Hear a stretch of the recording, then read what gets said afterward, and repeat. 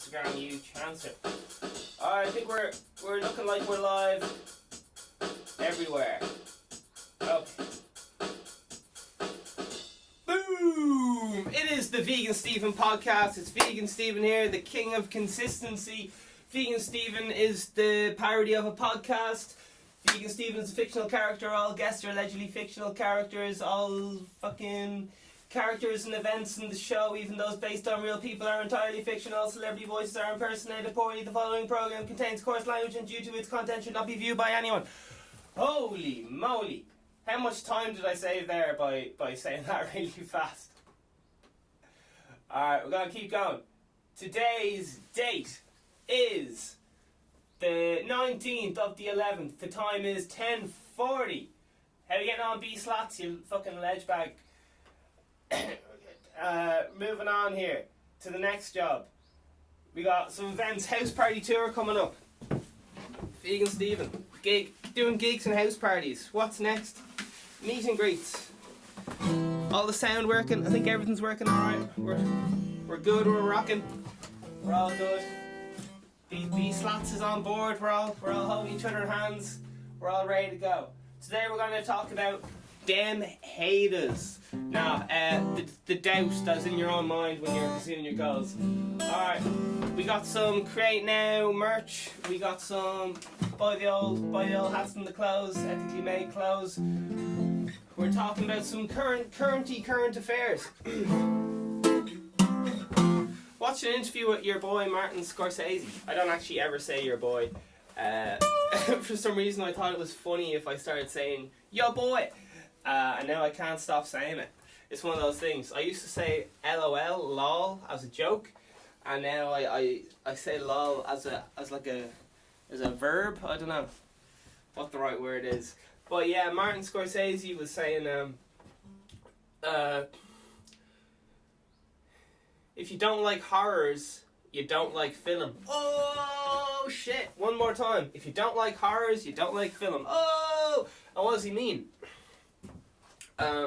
I got into horrors recently because I finished every other genre there was, you know, like fucking cowboy and western, space, sci-fi and all the rest of it. So you get through, I've been through pretty much all the genres, including like French musical, and so on. So basically what it means is there's good in everything. Do you know what I mean? Like, you can watch a horror film and be like, oh fuck, that bit of the script is fucking class, and oh the lighting in that scene, mwah, mwah, robbing that lighting from my music video, mwah. Martin Scorsese, mwah. I was watching an interview with him back when he was on his cocaine days, and he kept rubbing his nose on live television. It was absolutely gas. He couldn't sit still. Apparently he was, yeah. But it just goes to show, like, no matter what you have wrong with you, whether if you have a sore leg or only half a face, you can still direct world-class movies if you put all your effort into it. And Scorsese was saying, you'll notice a lot of the people I'm saying had massive handicaps at the start of their life. And by that I mean something delaying them from running as fast as the other kids, either mentally or otherwise. And Scorsese, what happened to him was he had asthma, and really bad asthma, so he couldn't play sport. So he used to go to he couldn't, you know, play soccer in the back garden or whatever, so he used to go to the cinema all day long and watch films, and that's how he helped develop his love for cinema.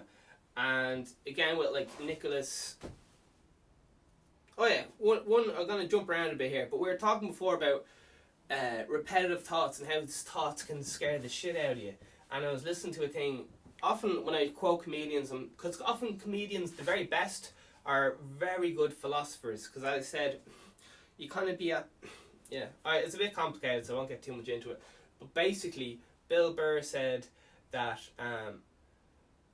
do you know, like, people say, oh, you got to be real careful what you put in cinema, like if you put violence in a film, or if you put, you know, something not racist in the film, but, you know, something controversial and everyone's up in arms about, oh, you can't do this or say that. He was saying he watched a film when he was younger, and there was this character and he was playing drums, and Bill Burr was like, Bill Burr is very good at drums, and he's also a internationally he's a very big comedian or whatever. But anyway, he was just saying how ridiculous it is to get so how politically correctness is, because his example was he saw someone playing drums when he was a kid, but it took him nearly a lifetime to get good at drums. Do you know what I mean? A lifetime of hard work to get good at drums. He didn't watch a film and see someone drumming, or see someone committing a violent act or whatever, and then suddenly be amazing at it. It took years of dedication, and all it can do is put that idea in your head of being good at drums, but you'll more than likely you'll forget it the next day unless you're really fucking into playing drums. And there's always like a certain percentage of the population are going to do whatever. So like 1% of the population's in jail or whatever. Where's population? I'm just making up facts, but there's always a certain percentage which are incarcerated or whatever. And the another 1% of all the money, and another 1% of all the brains, and it's just the crack. It's the crack with life, you know. Oh, it shouldn't be that way. Well, that's the way it is right now. Oh, my love. How are you getting on, Kevin? You told me you love French musicals. I've been caught out. I absolutely hate French musicals, but one of my listeners has caught me talking about French musicals. But yeah, so that's what Martin Scorsese is talking about, and even on intellectually levels, even in intellectual level, if you're watching someone who's like a triple doctorate in fucking farting gas, you're just gonna be amazed, like, oh my god, he left his father's deathbed to like help develop farting gas. What an amazing person! And oh my god, his first wife was dying of cancer, and he said, listen, I can't help you because I have to go work on farting gas. Oh, he's so inspirational. Alright. I'm a bit serious, but I'm also a bit joking, so and sometimes jokes turn into seriousness, and sometimes seriousness turns into jokes. So I wanna vent a little bit. I wanna vent a little bit, if that's right. What annoys me about being a human is that as a human you always wait for someone else to tell you it's okay to do something. Now, what do I mean by that? The Olympics are constantly beating themselves every year, you know, like running 1/2 a second faster and so on. Now, the human body hasn't improved since the first Olympics or whatever. We're working with the same system. Maybe we're getting like half an inch taller or whatever. But it's the actual mindset of knowing that distance can be run in a certain amount of time and someone's else done it. It's that permission that gives people permission to, you know, like stay up for 6 weeks because, oh, fucking, who's a funny celebrity? Bruno Mars ran, you know, like this in 4 seconds, 10 miles in 4 seconds or whatever, so I can do it. And someone goes, oh, you can't do that, and they go, well, fucking Bruno Mars did it, I can do it. Do you know what I mean? So it annoys me in that way, as in, I was waiting for personally anyway, gotta bring everything back to me. Personally, I could have started this podcast years ago, but I was waiting for someone to give me permission, and when I heard Tommy Tiernan was doing a podcast from his shed, it gave me permission to follow my dreams. So it's that actual act right there of waiting for permission which annoys me about human nature the most right now. That people are waiting for permission for someone else to have done it first before they'll act. And it's something inside me that drives me fucking nuts. And it goes into the kind of Will Smith philosophy of, you know, when you start racing, keep your head down and keep running. Because at the start of the race, everyone's going to be ahead of you. Do you know what I mean? Because you're racing against the world's best. But then you look up and there's only like 4 people running with you. And then you look up again an hour later and there's only 1 person running with you. And because other people can't keep up. Do you know what I mean? Other people really get, if you have one clear direction, like a lot of people aren't even going in the same direction as you. They're just popping on for a minute to get their degree or something and they're fucking off.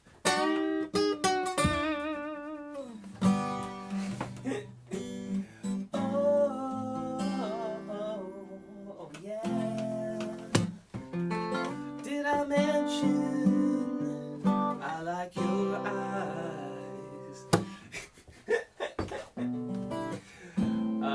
crack myself up. Martin Scorsese though, what a man, what a man. Has he made a bad film? Possibly. I'll tell you what, I was listening to Jack Nicholson interviews, and my favourite quote from the whole thing was, first of all, he always said, people like, oh, what kind of films do you make? And he says, I only make classics. I can't even do his voice. I only make classics. And people were saying like one of his first big breaks was Easy Rider. So I was like, fuck, I'll check that out. So I lashed it on for a bit last night while I was making some beats. And it was the most boring film I've ever watched in my life, so I just fucking turned it off. So yeah, I'll probably try and watch it again, but I was not in the mood for a load of lads driving around on motorbikes. So yeah. So there's this lad called Cardone, alright?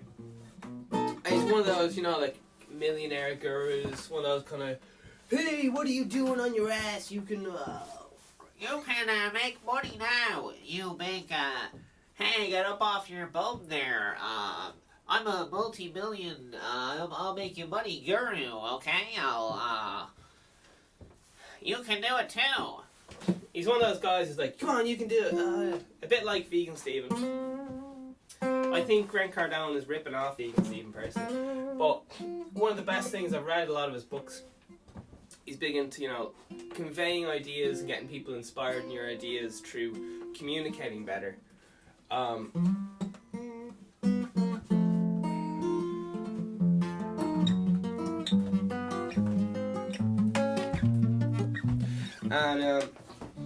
he talks about the haters. And fuck me, I really struggle with it, man. Because everybody in your life knows you as one thing. Like everyone in your family knows you as like a candle, and there's like only half a candle there, and you're a bit burnt out or whatever. And everyone goes, "Oh, is VeganSteven alright? He's just a half burnt candle. Should we give him a hug, or we give him a this, or we give him that?" And then you start being all full. You're like, oh, I'm gonna get a load of wax. I'm gonna set myself on fire for the crack. Woo-wee! Setting myself on fire. And everyone's like, oh, what are you doing? VeganSteven, you're setting yourself on fire. Oh, you can't do that. Oh, you absolute mentaler. Oh. And everyone's like, oh, please just put yourself out. You're ruining everything. Oh. And then I'm like, hey, do you want some of that heat? Man, people are just losing their minds at me just like... All I'm doing is doing a fucking podcast every morning and people are losing their fucking minds. They're like, you can't do that, you can't say that, you can't... But yeah, it's very important not to get caught up in haters. But to bring it back to you guys, all I'm trying to say is when you start to do something that's out of your normal character, everyone will just start being like, oh, what is this lad up to? What is he like? But the thing is that everyone throughout time has experienced that. The Wright Brothers, who were the first two lads to fly an airplane, or make an airplane, okay? They were nearly committed. And that means like to an insane asylum, because everyone in their village thought they were fucking crazy. They were like,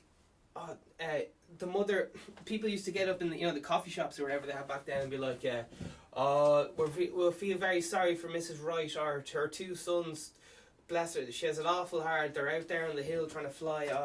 It's so sad what they're doing to their poor mother. They're bringing down their family to shame. And then like 5 years later or something, the Wright brothers fucking were flying around the place. They've been remembered for the rest of history. But at the fucking time they were trying to do it, everyone was telling them they need to go to an insane asylum. They're bringing the family down, they're disrespecting the family. Why do they think they're so great that they get to learn how to fly and we have to work in the fields or whatever? Like, fuck me, what is going on with people?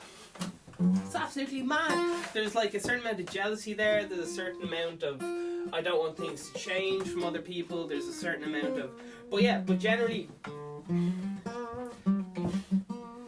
I think it's fine if you say, oh, you want to be like a millionaire or something, people are like, oh yeah, fair play. But if you actually go about doing it, people are like, oh, I don't like what you're doing there. You used to drink coffee and now you drink tea. You've changed. I don't know who you are anymore. I don't know, man. Just people keeping people down. Like, was it? Everyone hates women because women are crazy, and women are crazy because women are human. Oh, man, women are always fucking bringing each other down, being like, she's so pretty, she's so pretty, she's so pretty. But I don't like that dress though. No, I don't like that dress. And I like her point. Like, just listen to what the woman's fucking saying. Listen to what the woman's fucking saying. She's out there talking about fucking mental health or something, and you're judging her fucking dress. Like, that's why. Right. Time to chill out, bro. Time to chill out, bro. Is it time for the world news? Is it time for the world news?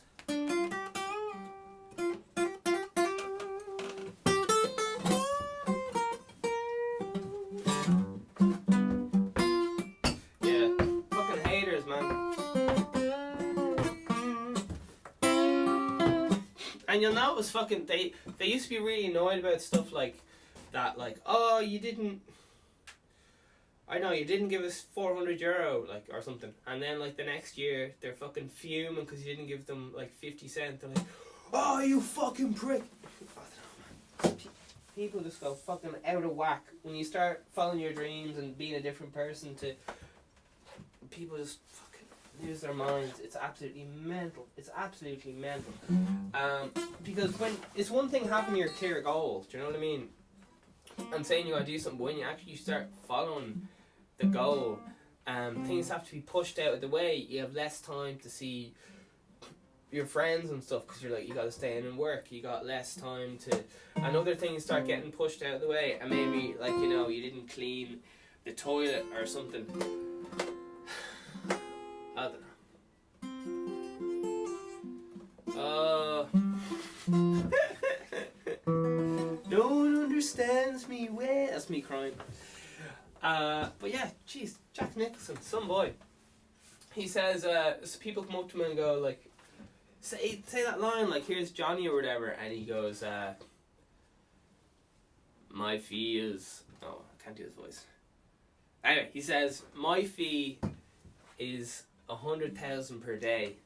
I don't do amateur theatrics. Boo! Man! What's up with all these celebrities not going anywhere? Like, just staying at home. Jack Nicholson lives up the... Oh, I can't remember the best... Marlon Brando. Marlon Brando lives up the hill from Jack Nicholson. These are all, like, acting heavyweights, by the way, in case someone didn't know. Just think of Robert De Niro and his mates.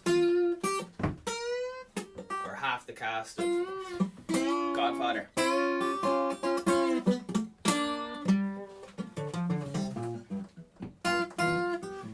Yeah.